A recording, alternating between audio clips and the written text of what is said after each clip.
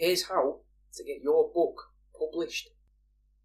Send a copy of your book to a local newspaper, but change the title of it to My Manifesto behind, and then put the date for next week. So My Manifesto behind next week's attacks. Hire a gang of vertically challenged people of either direction, either ridiculously tall or a short person from one of them websites for stag doos. Then request that they gather in tight groups around the publisher's building until someone takes notice of them. They've been hired to do a job, so realistically they can't be asked to leave, because then the publishers may be liable for them being in breach of their contract.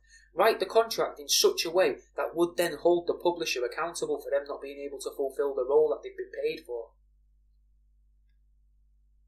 Stencil quotes from your book onto some pigs. Deliver the pigs to the reception area of the building, ensuring to get a couple of them into the lift.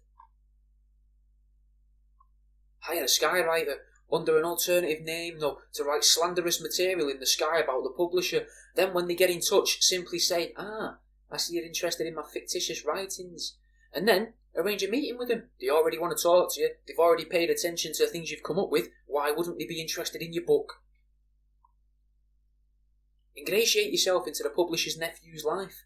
Do it so well that you all go on a lad's holiday together, and then encourage him while he's drunk to get a tattoo of the titles of your book and any future planned titles. Collect lots of free SIM cards, then repeatedly call the publisher off all these different phone numbers. They're bound to block the numbers, but if you're serious about getting a meeting with a big boss, you've got to make big boss moves. Hire various secondary school choirs to sing in the vicinity of the building. I'm thinking car park, reception area, outside of the building. They'll be relatively cheap as well, so you'll be able to hire a few, because you'd be surprised by how underfunded music departments actually are in schools. Pay some house clearance companies to deliver house clearances to the publishing offices.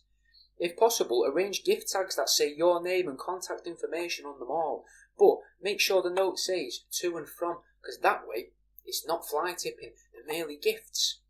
Be very certain to never include any form of sink though, so that when they inevitably say you sent everything including the kitchen sink, you still have that little ace up your sleeve and you can ensure that you didn't. That way you can maintain control of the situation. And also, if they do make the little joke about a sink, you can say, is that all it would have taken? A sink? I didn't even send you a sink. Leave it with me. And they'll love that little bit of humour, Injecting humour into a situation can really help in times like this. Get yourself a large dead mammal, like an horse. Preferably one that's been shaved and is one solid colour.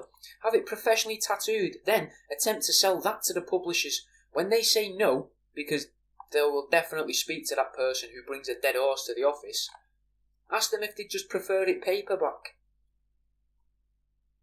Market your book as though it's already been published by that company. Tell everyone. Make posters, social media posts, flyers, pamphlets, radio adverts. Set up interviews on the telly. If they see that you've already done all of the groundwork, then realistically, what have they got to lose? And that's the end of this week's Here's How.